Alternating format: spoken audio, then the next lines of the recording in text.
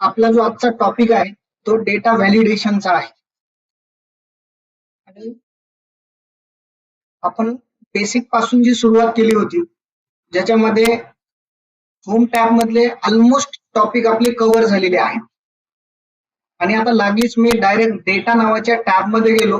Data नावाच्या tab मध्ये data tools नावाचा एक ऑप्शन आपल्याला या ठिकाणी दिसत असेल आणि डेटा टूल्स मध्ये डेटा व्हॅलिडेशन नावाचा एक ऑप्शन या ठिकाणी दिसतो. आता हा ऑप्शन कशासाठी यूज केला जातो? डेटा व्हॅलिडेशन मध्ये डेटा नावाचा पहिला शब्द आहे. कोणताही रेकॉर्ड ज्यावेळेस आपण क्रिएट करत असतो, येस, कुठलाही नवीन डेटा एंट्रीचं काम असेल, एक न्यू युजर असेल आणि त्याच्याकडे जर ते काम सोपवलं असेल तर त्याची संभाव्यता अशी आहे की जास्तीत जास्त चुका त्याच्याकडून होऊ शकतात. तर आपल्याला काय करायचंय की जे काही इनकरेक्टनेस आहे त्याचा कमीत कमी इनकरेक्टनेस आलं पाहिजे, चुका कमी झाल्या पाहिजेत. त्याच्यासाठी आपण काय केलं पाहिजे? तर काही सेलसाठी किंवा आपल्या शीटला आपण व्हॅलिडेट करू शकतो. व्हॅलिडेट करणं म्हणजे काय करणं? व्हॅलिडेट म्हणजे रूल्स अप्लाय करणं. सेल्सला जर आपण रूल्स अप्लाय केले तर रूल्स अकॉर्डिंग त्या ठिकाणी डेटा एंटर केला जातो. रूल्सच्या शिवाय जर त्या सेलमध्ये कुठलाही डेटा जर एंटर होत असेल तर तो डेटा इनव्हॅलिड डेटा म्हणून एक प्रकारचा एरर दाखवला जाईल. आपण बऱ्याचदा कोणताही फॉर्म्युला ज्यावेळेस लावतो आणि जर फॉर्म्युला इनकरेक्ट असेल तर त्या ठिकाणी एरर्स येते. तर सेम वे इथं सुद्धा आपल्याला डेटा व्हॅलिडेशनच्या माध्यमातून, चला तुम्ही सांगत होतो डेटा व्हॅलिडेशन हा टॉपिक आजचा आहे.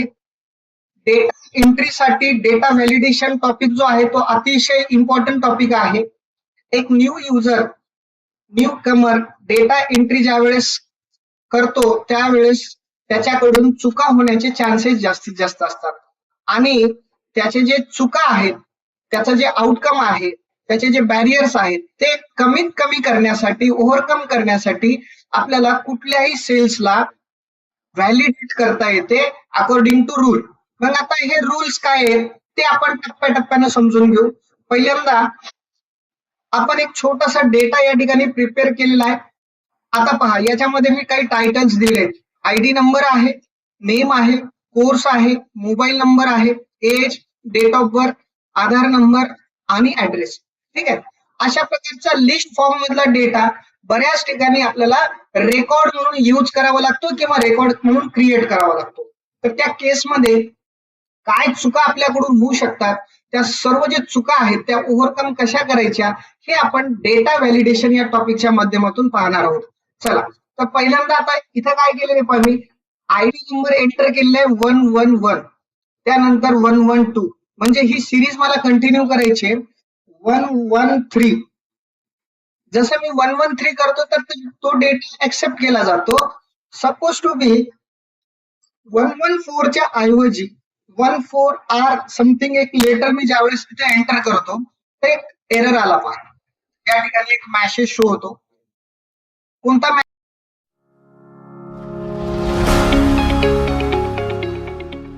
Value doesn't match the data validation restriction define for this cell. म्हणजे याचा अर्थ काय आहे की ज्या काही सेल्स आहेत ज्याच्यामध्ये मला आयडी नंबर एंटर करायचा आहे, ओके, तर त्याच्यामध्ये मी काही रिस्ट्रिक्शन्स लावलेले आहेत, काही रूल्स अप्लाय केलेले आहेत, ज्याच्यामुळं फक्त आणि फक्त या सेलमध्ये मी काय करू शकतो तर नंबरच एंटर करू शकतो. मी कुठलाही नंबर एंटर करू शकतो. जसंही मी त्या सेलमध्ये टेक्स्ट एंटर करेल तर एक या ठिकाणी मॅसेज आलेला आहे. पुन्हा मॅसेज मी रीड करून दाखवतो तुम्हाला. This value doesn't match the data validation restrictions defined for this cells. है ना. म्हणजे हे रिस्ट्रिक्शन्स आपल्याला कसे अप्लाय करायचे ते आपण टप्प्याटप्प्याने डेटा व्हॅलिडेशनच्या टॉपिकच्या माध्यमातून पाहायचंय. ओके. त्याच्यानंतर कोर्स आहे. सपोज टू बी आपल्याला कोर्सची एंट्री या ठिकाणी करायचंय आणि तुमच्याकडे काही व्हॅलिडेट कोर्स आहेत की तेवढ्याच कोर्ससाठी तुमचं ऍडमिशन कन्फर्म होऊ शकतं, इतर कुठलेही कोर्स तुमच्याकडे चालत नाहीये. तर त्याच्यासाठी सुद्धा आपण काय व्हॅलिडेट करायचं त्याच्या सगळ्या कॅटेगरीज आपल्याला बघायचे आणि काही कस्टम डेटा व्हॅलिडेशन मध्ये काही कस्टम फॉर्मॅटिंग देखील करायची आहे. ठीक आहे, तर टप्प्याटप्प्याने बघू. पहिलं आपलं काम आहे आयडी नंबर एंटर करणे. आता या ठिकाणी आपल्याला काय रूल अप्लाय करायचंय? रूल हा अप्लाय करायचा आहे की सर आयडी नंबर कुठलाही असो तो नंबर फॉर्म मध्येच असला पाहिजे, त्याच्यामध्ये कुठलंही टेक्स्ट एंटर झालं नाही पाहिजे. सो त्याच्यासाठी काय करावं लागेल? डेटा नावाच्या टॅब मध्ये जा. डेटा नावाचा टॅब, ठीक आहे, डेटा नावाच्या टॅब मध्ये डेटा टूल्स नावाचा एक ऑप्शन आहे, दिसतोय तुम्हाला डेटा टूल्स. डेटा टूल्सच्या वरच्या बाजूला एकदम त्याच्या डोक्यावरती एक ऑप्शन दिसतो पहा, डेटा व्हॅलिडेशन. ठीक आहे, त्याच्यावरती क्लिक करा. तिथं तुम्हाला परत 3 ऑप्शन दिसतात, circle, invalid data, clear validation circles and टॉपचा ऑप्शन आहे data validation. I go to data validation आणि या ठिकाणी एक डायलॉग बॉक्स तुम्हाला व्हिजिबल झालेला दिसत असेल. हा जो डायलॉग बॉक्स आहे त्याच्यामध्ये 3 टॅब परत एकदा तुम्हाला दिसतात. त्याच्यामध्ये सेटिंग्स आहे, इनपुट मेसेज आहे आणि एरर अलर्ट आहे.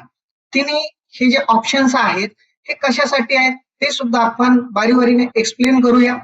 आपल्याला काय करायचंय, आता या सेलसाठी म्हणजे मी जे काय रेंज सिलेक्ट केलेली आहे त्याच्यासाठी व्हॅलिडेशन अप्लाय करायचंय. पहिल्यांदा आपण समजून घेऊ व्हॅलिड म्हणजे काय. व्हॅलिड आणि इनव्हॅलिड, व्हॅलिड या शब्दासोबत जर आपण अपोजिट शब्दाचं जर कंपॅरिझन केलं तर एक व्हॅलिड असते आणि एक इनव्हॅलिड असते. आपण त्याला मराठीमध्ये काय म्हणतो? मराठीमध्ये वैध आणि अवैध म्हणून. तुम्ही न्यूजपेपर मध्ये बऱ्याच ठिकाणी अशा बातम्या ऐकलेल्या असतील, अवैध वाळू उपसा, अवैध उत्खनन, है ना, अशा पद्धतीनं अवैध धंदे, अशा पद्धतीचं काही तुम्ही बऱ्याच ठिकाणी टायटल वगैरे वाचला असेल न्यूजपेपर मध्ये. अवैध म्हणजे काय? काही रूल्स घालून दिलेले असतात आणि कोणी जर समजा ते रूल्स मोडत असतील तर त्याला आपण अवैध म्हणतो. These were called invalid. Invalid, ठीक आहे. तर आपल्याला सुद्धा इथं रूल्स अप्लाय करून द्यायचे की जे रूल्स आपण अप्लाय केले, रूल्सच्या अंडर जर काम होत असेल तर तो डेटा ऍक्सेप्ट केला जाईल त्या सेलमध्ये, आणि रूल्सच्या बाहेर जाऊन जर एखादी एंट्री केली असेल तर त्या सेलमध्ये तो डेटा ऍक्सेप्ट केलाच जाऊ नये. याच्यासाठी आपल्याला काय करायचंय? डेटा व्हॅलिडेशन समजून घ्यायचे. फारच इंटरेस्टिंग आहे ते. मॅसेज एरर कसा लावायचा, एरर अलर्ट कसा लावायचा, आणि एक नवीन डेटा एंट्री ऑपरेटर असेल तर त्याच्यासाठी हे व्हॅलिडेशन लावलेल्या सेलमध्ये काम करताना किती सोपं होऊ शकतो हे सुद्धा मी तुम्हाला पुढे जाऊन समजून सांगणार आहे. ठीक आहे, चला आपण टॉपिक कडे येऊया. पहिल्यांदा आपण त्याच्या क्रायटेरिया समजून घेऊ. डेटा व्हॅलिडेशन मध्ये गेल्याच्या नंतर आपल्याला सेटिंग्स नावाचं ऑप्शन आहे, इथं जायचंय. लक्षात ठेवा, प्रॅक्टिस करताना अडचण येऊ नये. सेटिंग, सेटिंग मध्ये गेल्याच्या नंतर व्हॅलिडेशन तर आपल्याला अप्लाय करायचंय, पण त्याच्यासाठी कुठला क्रायटेरिया लागतो? क्रायटेरिया मध्ये जर गेलो तर डिफॉल्ट क्रायटेरिया असतो any value. Any value, any value it means what? तुम्ही काही पण त्या सेलमध्ये टाईप करा, ऍक्सेप्ट केलं जाईल. त्या केसमध्ये आपण त्याला एनी व्हॅल्यू म्हणतो, ते डिफॉल्ट असतं, है ना. मग आता आपल्याला व्हॅलिडेशन अप्लाय करायचंय. अप्लाय करत असताना कोणावरती करायचंय? होल नंबर साठी करायचंय, डेसिमल व्हॅल्यू साठी करायचंय, एखादा लिस्ट क्रिएट करायचे, डेट साठी व्हॅलिडेशन अप्लाय करायचंय, टाइम साठी करायचंय, टेक्स्ट लेंथ म्हणून करायचंय, का तुम्हाला काही नवीन रूल अप्लाय करायचंय ज्याला आपण कस्टम म्हणतो. तर मी सुरुवातीपासून न येता शेवटी गेलो, पार कस्टम मध्ये जातो. आता कस्टम मध्ये गेल्याच्या नंतर इथं मी काय केलेलं आहे? एक फॉर्म्युला लावलेला आहे. जेव्हा जेव्हा व्हॅलिडेशन साठी आपल्याला कस्टमायझेशन करायचं असतं ना, त्यावेळेस मात्र आपल्याला फॉर्म्युलाच यूज करावा लागतो. जनरली काय होतं की आपण फॉर्म्युला तर बघूच, पण फॉर्म्युला वेगळ्या ठिकाणी म्हणजे डेटा व्हॅलिडेशन साठी फॉर्म्युला काय काम करू शकतो हे सुद्धा आपल्याला टप्प्याटप्प्याने समजून घ्यायचे. जनरली हा फॉर्म्युला एक नंबर फॉर्म्युला आहे. नंबर, व्हॅल्यू आणि त्याचा फॉर्म्युला सिंटॅक्स काय? काहीच नाहीये, बस रेंज अप्लाय करायचे. म्हणजे काय? याचा अर्थ काय होतो? अर्थ समजून घेऊया. मी याला कॉपी करतो दुसऱ्या ठिकाणी.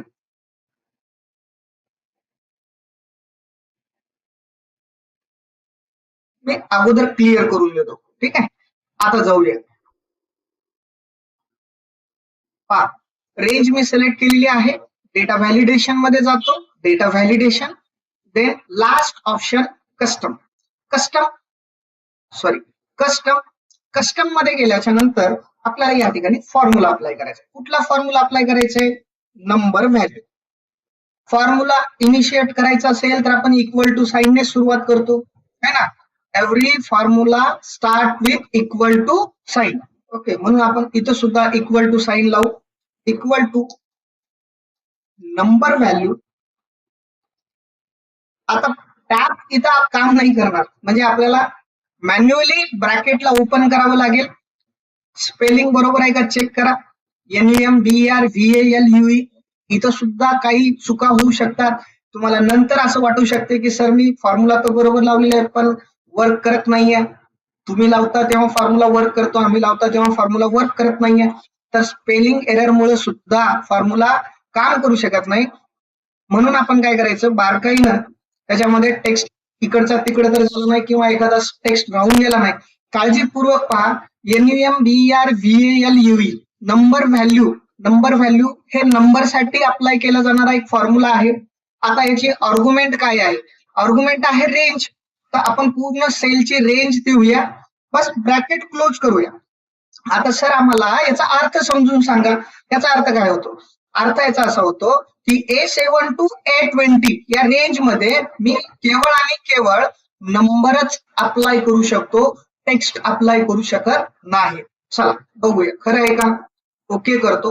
ओके केल्याच्या नंतर मला आयडी नंबर एंटर करायचा आहे. I start from 111 accept 112 accept 113 also accept but 1M2 not accept.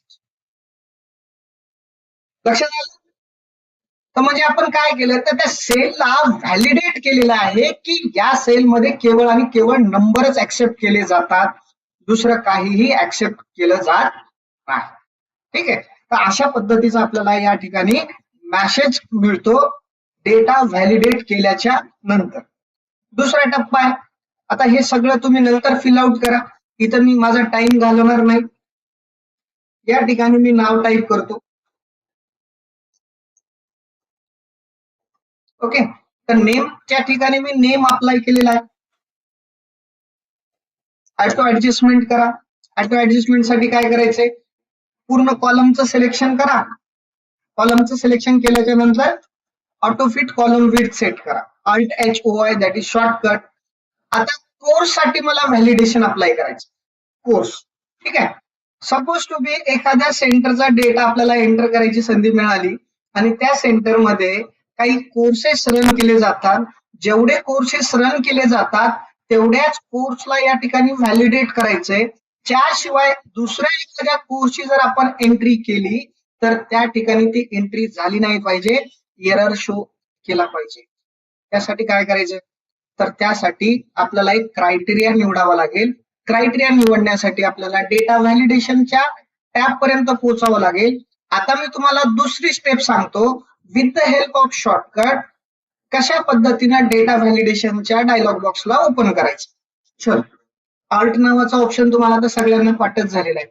Alt data मध्ये जाण्यासाठी पहा, या ठिकाणी एक हॉटकीज इनेबल झालेली आहे A. So I click A. Then validation साठी व्ही. थोडासा सराव करूया आपण याचा. परत एकदा व्ही, डेटा व्हॅलिडेशन साठी व्ही. ठीक आहे. म्हणजे मी काय केलंय तुम्ही नोट करून घ्या. Alt A V V. Data व्हॅलिडेशनचा डायलॉग बॉक्स ओपन करण्यासाठी आपण सिक्वेन्शियल ऑर्डर प्रमाणे शॉर्टकट की अप्लाय केलेली आहे, that is Alt A V V. Clear? ठीक आहे. आता डायलॉग बॉक्स ओपन झाला. याच्यामध्ये आपल्याला काय करायचंय, आता कस्टम नाही करायचं, आता आपल्याला एक लिस्ट क्रिएट करायची. मग आता जी लिस्ट आपल्याला क्रिएट करायची,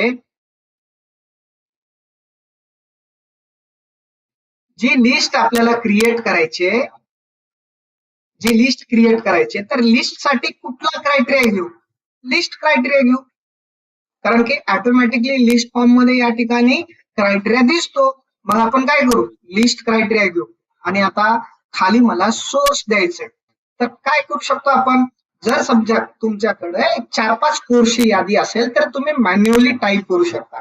लाईक समजा आपल्याला MSCIT टाईप करायचं, MSCIT आणि कॉमाने याला सेपरेट करा, कॉमा टॅली. अशा पद्धतीने. बट लिस्ट जर मोठी असेल तर मॅन्युअली टाईप करण्यामध्ये आपला वेळ जास्त जातो. म्हणून मी एक लिस्ट या ठिकाणी क्रिएट केलेली आहे बघा शीट 2 मध्ये. तर सोर्स मध्ये काय करू आपण, सोर्स मध्ये हा पूर्ण डेटा सिलेक्ट करूया, लिस्ट वाला डेटा. ठीक आहे. तर आणि ओके करायचे, काही नाही, ओके करायचे. ओके केल्याच्या नंतर एक ड्रॉप डाऊन बटन या ठिकाणी अवेलेबल झालंय बघा. बस काय करायचं, माधव याचा कोर्स कुठला, तर सपोज MSCIT. मग पुढे जायचं, आणखीन कुठला कोर्स, तर टॅली. पुढे जायचं, तिसऱ्या विद्यार्थ्याचा कोर्स कुठला, तर डाटा एंट्री ऑपरेटर. चौथ्या ते तुम्ही मॅन्युअली टाईप देखील करू शकता बरं का. सपोज 5व्या विद्यार्थ्याचा कोर्स तुम्हाला MSCIT टाईप करायचंय, लगेच अप्लाय करून द्या, काही प्रॉब्लेम नाही. पण याच्या व्यतिरिक्त एखादा कोर्स जर तुम्हाला अप्लाय करायचा असेल, सपोज तुम्ही 6व्या विद्यार्थ्याचा कोर्स आहे ऑटोकॅड, आणि ऑटोकॅड हे लिस्ट मध्ये अवेलेबलच नाहीये, सो काय येईल मग, error, this value doesn't match for the data validation restriction define for this cell. आलं लक्षात, समजलं तुम्हाला, क्लिअर. चल, हा टप्पा कंप्लीट केल्याच्या नंतर आपल्याला 2 सेटिंग अजून परत पाहायचे आहेत. त्या कुठल्या, डेटा व्हॅलिडेशन मध्ये जा. मी तुम्हाला सेटिंग्स मध्ये जो क्रायटेरिया दिलाय त्याच्यामध्ये कस्टम क्रायटेरिया सांगितला आणि दुसरा लिस्ट वाला क्रायटेरिया सांगितला. पण या टॅबच्या सोबत दुसरे 2 ऑप्शन दिसतात. सर हे इनपुट मेसेज काय आलं किंवा एरर अलर्ट काय आलं, हे पण आपल्याला क्लिअर करायचंय. इनपुट मेसेज मध्ये काय करायचंय, सपोज की आपल्याला कोर्स अप्लाय करायचंय, तर आपण टायटल देऊया कोर्स, कोर्स. आणि या ठिकाणी इनपुट मेसेज देऊया, काय मेसेज देता येईल, प्लीज अप्लाय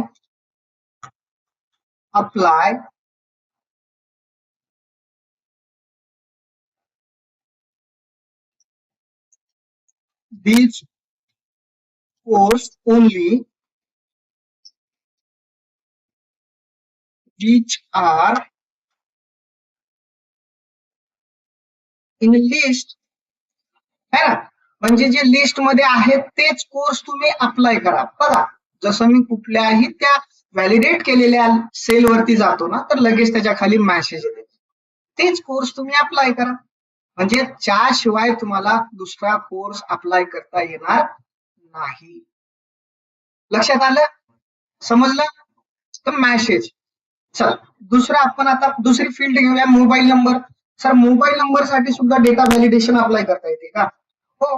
कसं करायचं, पूर्ण मोबाईल नंबर कुठपर्यंत तुम्हाला एंटर करायचे, पूर्ण रेंज सिलेक्ट करा आणि शॉर्टकट परत एकदा, जर तुम्ही कम्प्युटरवरती असाल तर माझ्या सोबत सोबत प्रॅक्टिस करा.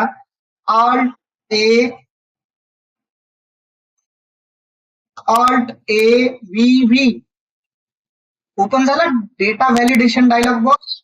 हा, आता मोबाईल नंबर साठी काय करणार सर, कुठला क्रायटेरिया अप्लाय करणार, तर मोबाईल नंबर साठी मी टेक्स्ट लेंथ नावाचा क्रायटेरिया अप्लाय करतो, टेक्स्ट लेंथ, है ना. मोबाईल नंबर हे नंबर आहेत, पण तरी सुद्धा मी या ठिकाणी त्याला टेक्स्ट लेंथ न व्हॅलिडेट करत आहे, कारण की ते लागू पडते म्हणून अप्लाय करतो. अदरवाईज आणखीन काही रूल्स आहेत त्याच्या माध्यमातून आपण मोबाईल नंबरला अप्लाय करू शकलो असतो, पण मला हे सोयीचं वाटतं.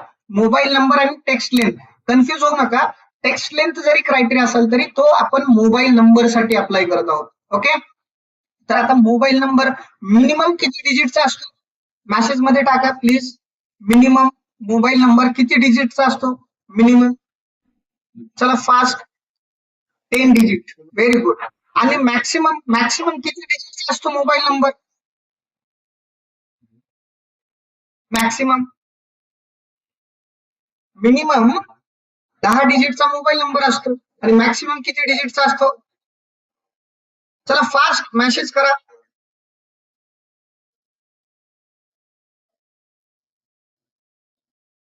मिनिमम 10 डिजिटचा मोबाईल नंबर असतो, मॅक्सिमम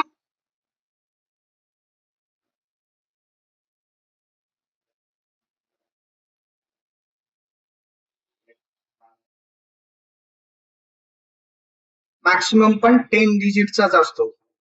ओके, करेक्ट. ठीक आहे. तर मग आपण तशाच पद्धतीनं व्हॅलिडेट करूया. Minimum 10 digit and maximum 10 digit. म्हणजे कमीत कमी 10 अंकी मोबाईल नंबर आणि जास्तीत जास्त 10 अंकी मोबाईल नंबरच या ठिकाणी एंटर झाला पाहिजे. शिवाय म्हणजे 9 अंकी मोबाईल नंबर जर आपण टाईप केला किंवा 11 अंकी मोबाईल नंबर जर टाईप केला तर त्या ठिकाणी तो डेटा ऍक्सेप्ट केला नाही पाहिजे. अशा पद्धतीचं व्हॅलिडेशन आपण अप्लाय करू शकतो. ठीक आहे. तर आता काय करायचं, बस ओके करा. ओके केल्याच्या नंतर मला या ठिकाणी 10 अंकी मोबाईल नंबर टाईप करायचे. 1 2 3 4 5 6 7 8 9 10 एंटर करा. ऍक्सेप्ट. दुसरा 1 2 3 4 5 6 7 8 9 10 ऍक्सेप्ट. तिसरा 1 2 3 4 5 6 7 8 9 10 मी एक्स्ट्राचा एक घेतो. Not accept. लक्षात येते. म्हणजे 11 डिजिटचा नंबर ऍक्सेप्ट करत नाही. आपण काय करू मग 9 डिजिटचा करतो का ते पण क्रॉस चेक करूया. 1 2 3 4 5 6 7 8 9 एंटर. Not accept. ठीक आहे. एरर मेसेज आला. त्याचा अर्थ काय होतो, त्याचा अर्थ होतो की आपण काय केलेलं आहे, व्हॅलिडेशन अप्लाय केलेलं आहे त्या रेंजसाठी, पर्टिक्युलर त्या रेंजसाठी टेक्स्ट लेंथ व्हॅलिडेशन अप्लाय केलेलं आहे. सो दॅट आपण त्या ठिकाणी डेटा व्हॅलिडेशनच्या कारणानं फक्त आणि फक्त 10 डिजिटचाच नंबर अप्लाय करू शकतो. तो नंबर स्टार्ट कुठूनही होऊ द्या आणि एंड कुठेही होऊ द्या, पण 10 डिजिटचाच मोबाईल नंबर ऍक्सेप्ट केला जाईल, दुसरा कोणता केला जाणार नाही. क्लिअर समज. मग आता ह्याच्यासाठी सर परत मेसेज वाली काही सेटिंग अप्लाय करता येईल का? येस. काय करायचं, Alt A V V data व्हॅलिडेशनचं शॉर्टकट पाठ झालं तुम्हाला. Alt A V V setting जे आहे जशीच्या तशी ठेवा. इनपुट मेसेज मध्ये जा. इनपुट मेसेज मध्ये गेल्याच्या नंतर इथे तुम्हाला टायटल द्यायचे. काय? Mobile number. Mobile number. Then या ठिकाणी काय करणार, मोबाईल नंबर मध्ये इनपुट मेसेज काय द्याल, please enter 10 digit mobile number.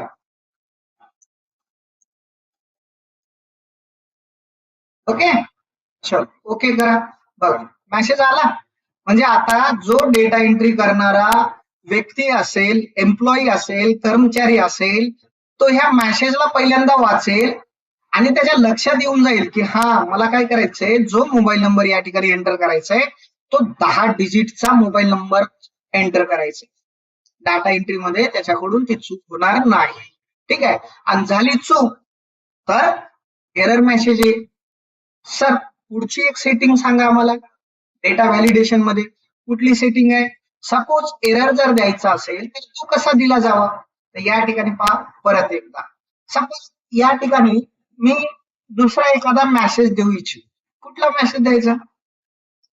आपण काय करू, थोडासा एक विनोदाचा भाग म्हणून मी चॅट जीपीटी पर्यंत जातो.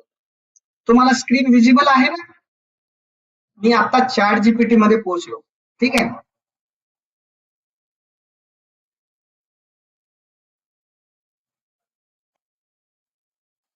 मोबाइल नंबर कितने डिजिट का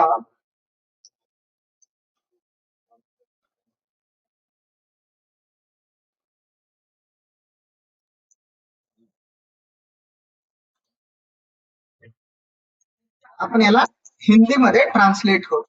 ठीक आहे.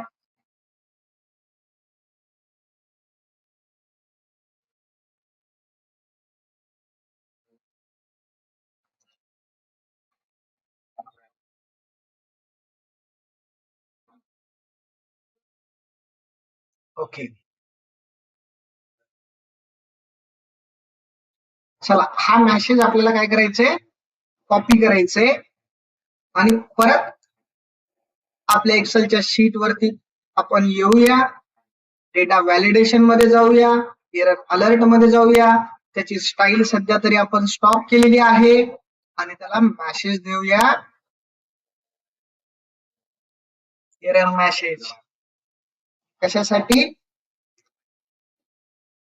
अशा पद्धतीचा एरर घ्यायचा, देन ओके करायचा. आता तुम्ही चुकीचा नंबर जर टाईप केला तर काय मेसेज येईल चला चेक करा. एंटर करून बघा. मोबाईल नंबर कितने अंकों का होता है वे, है ना. आणि वरती टायटल काय आहे, एरर. लक्षात येत आहे. अशा पद्धतीने तुम्ही कस्टमाइज करू शकता, मेसेज कस्टमाइज करू शकता. इट्स अप टू यू की तुम्हाला कुठल्या प्रकारचा मेसेज त्या ठिकाणी अप्लाय करायचा आहे. थोडासा विनोदाचा भाग म्हणून मी वेगळी लँग्वेज वापरली, जसं आपण रेग्युलर फॉर्म यूज करतो, है ना. म्हणजे कॅज्युअल डिस्कशन ज्यावेळेस आपण करतो तशा पद्धतीचे मेसेज तुम्ही या ठिकाणी अप्लाय करू शकता, जर डेटा एंट्री करणाऱ्याचे रिलेशन तुमचे त्याच्यासोबत एकदम कॅज्युअल असतील तर. अदरवाईज तुम्ही ऑफिशियल ठिकाणी ह्या सगळ्या गोष्टीचा वापर टाळला तरच बरं राहील. ओके, ठीक आहे. विनोदाचा भाग म्हणून मी तो सांगितला तुम्हाला. चला, आता हे जर तुम्हाला कळलं असेल तर पुढे एज साठी आपण काही व्हॅलिडेशन क्रायटेरिया अप्लाय करू शकतो का, तर ते पण पाहू. डेटा व्हॅलिडेशन मध्ये एज क्रायटेरियाची रेंज आपण सिलेक्ट करूया. गो टू डेटा व्हॅलिडेशन, परत शॉर्टकट की alt A V V, data validation. आणि या ठिकाणी तुम्हाला काय करायचे, आता एज साठी क्रायटेरिया अप्लाय करायचे.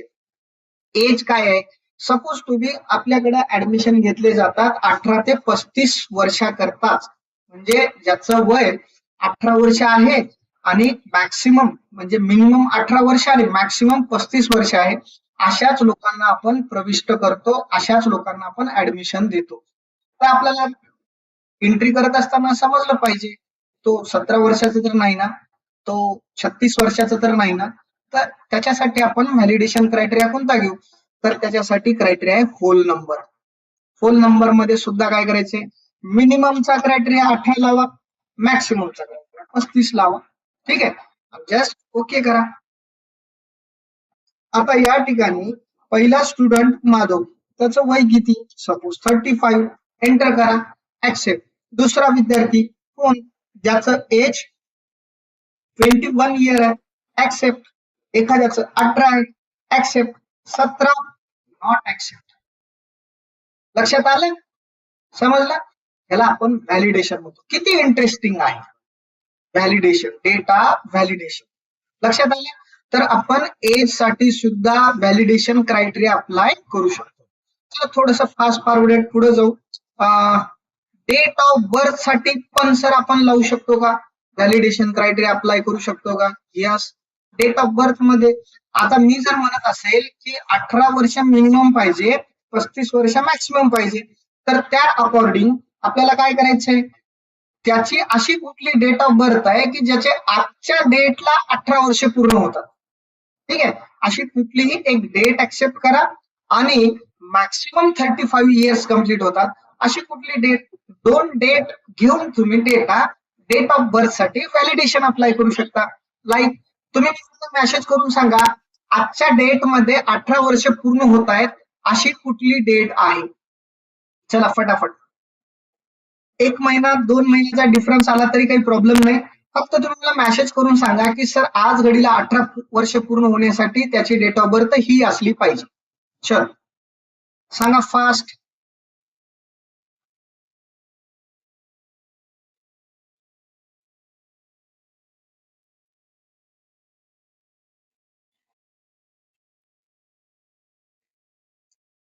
कोण सांगेल, एक डेट ऑफ बर्थ मेसेज करा फास्ट. 5 सप्टेंबर 2007. ओके चला. आणि 35 वर्ष पूर्ण होतात अशी एक डेट ऑफ बर्थ,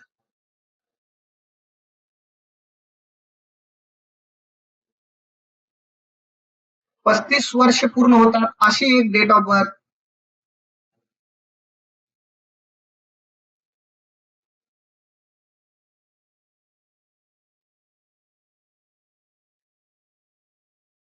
लॉजिक समजलं का तुम्हाला.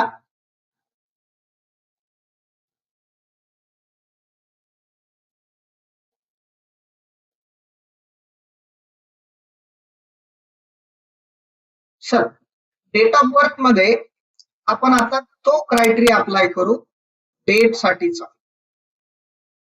Alt A V V, data validation. आणि क्रायटेरिया करायचं आहे डेट.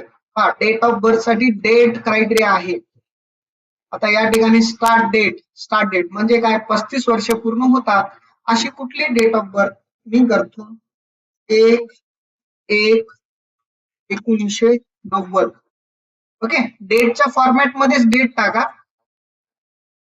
त्यानंतर एंड डेट काय घेऊया आपण, एंड डेट घेऊया सपोज 5 सप्टेंबर 2007.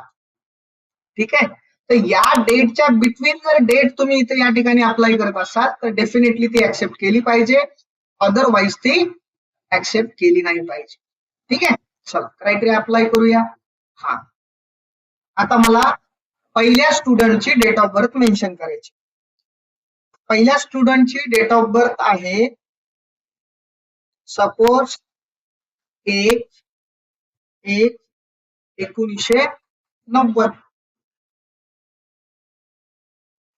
ऍक्सेप्ट, 1/1/90 ऍक्सेप्ट झाले. दुसरी आहे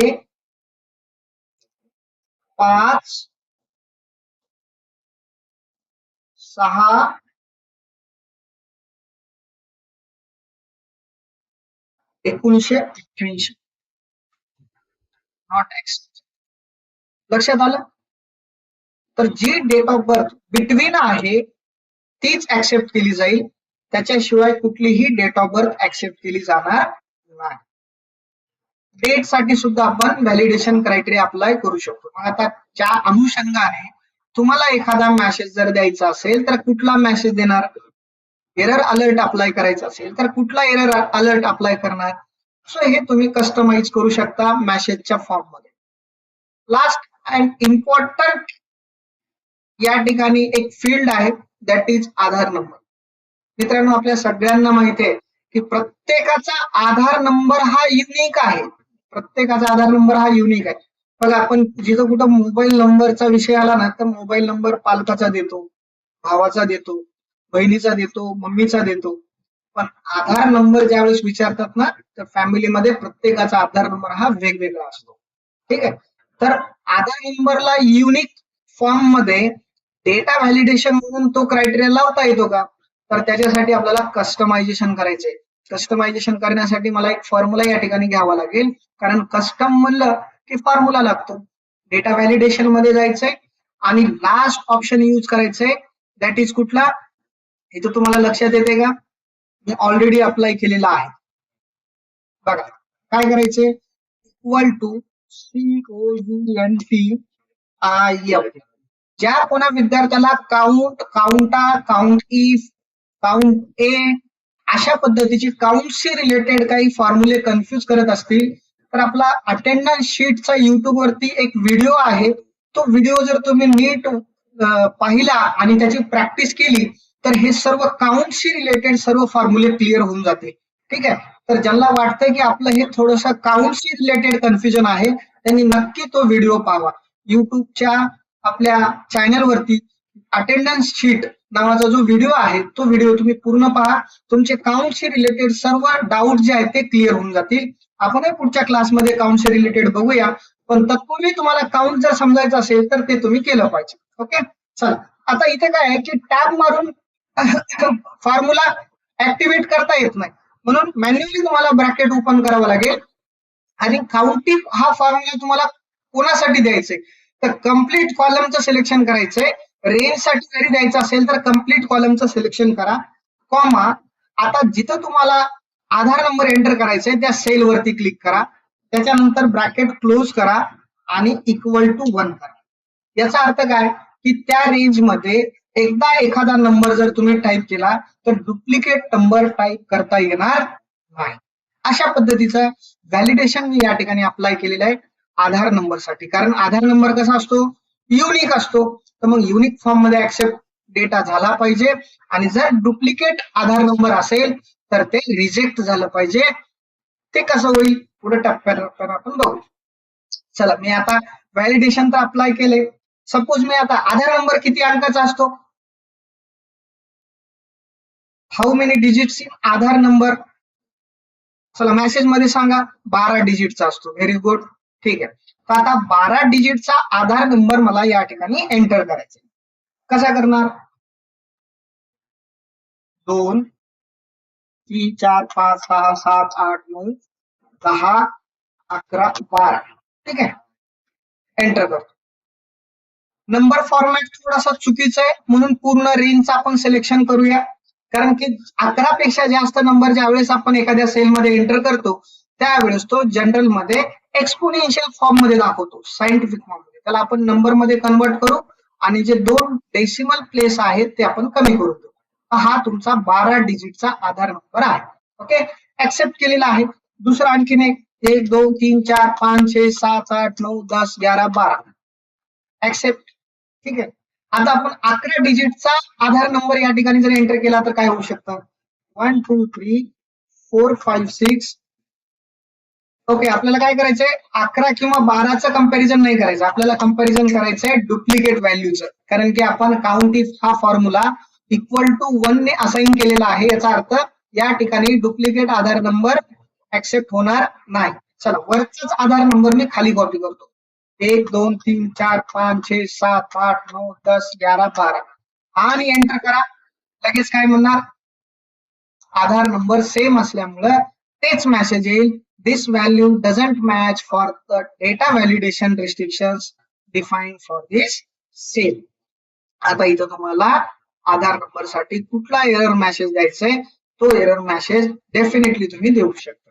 बाकीचं ऍड्रेस एक फॉर्मॅलिटी म्हणून मी या ठिकाणी एंटर केलेले. ऍड्रेस साठी मी कुठलाही व्हॅलिडेशन अप्लाय करणार नाही. अशा पद्धतीने हे काम तुम्हाला डेटा व्हॅलिडेशनच्या माध्यमातून पूर्ण करता येते.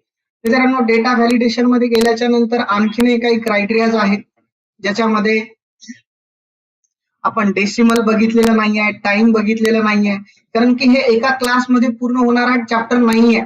त्याच्यासाठी आपल्याला आणखी क्लास कव्हर करावा लागेल. सोबत जे काही डेटा व्हॅलिडेशन आपण या सेलसाठी अप्लाय केलेलं आहे, सपोज तुम्हाला पुढे जाऊन असं वाटलं की सर ते व्हॅलिडेशन मला हटवायचंय, आता व्हॅलिडेशनचं कुठलंही काम नाहीये, मला मॅन्युअली एंट्री करत असताना एररची अडचण आली नाही पाहिजे, तर तुम्ही त्या सेलला सिलेक्ट करून क्लिअर व्हॅलिडेशन अशा पद्धतीचं मेसेज देऊ शकता. लास्टला ऑप्शन आहे पहा, क्लिअर ऑल म्हणून. ठीक आहे, जसं तुम्ही क्लिअर ऑल कराल तर त्याच्यावरचं व्हॅलिडेशन जे आहे ते हटवलं जाईल. लक्षात येत आहे? बाकीचे काही टॉपिक राहिले असतील 1-2 तर ते आपण पुढच्या क्लासमध्ये नक्की कव्हर करू. इतका महत्वाचा हा टॉपिक होता आणि पुढे प्रॅक्टिस करत असताना व्हॅलिडेशनशी रिलेटेड जे काही कामं तुम्हाला मिळतील ते कामं तुमचे सहज आणि सोपे व्हावेत, हा त्या पाठीमागचा पर्पज होता. आय होप की सगळं तुम्हाला ह्या कन्सेप्ट क्लिअर झाल्या असतील. काही अडचण असेल तर 2 मिनिटं मी थांबतो, तुम्ही मेसेज टाका आणि परत एकदा तुम्ही मला विचारू शकता. चलो फास्ट.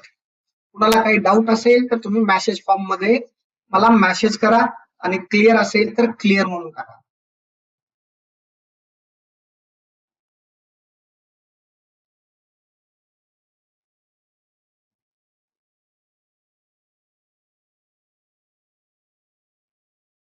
आणि काळजी नसावी, एखाद्या विद्यार्थ्यासाठी हा नवीन टॉपिक आहे, समजलं नसेल, काही पर्सनल इश्यू असतील तर त्यांनी मला व्हॉट्सअप मेसेज करावा, मी त्याचं सोल्युशन व्हॉट्सअपद्वारे देऊन देईल. Okay, good. चला, आपण आज इथं थांबूया. Thank you so much.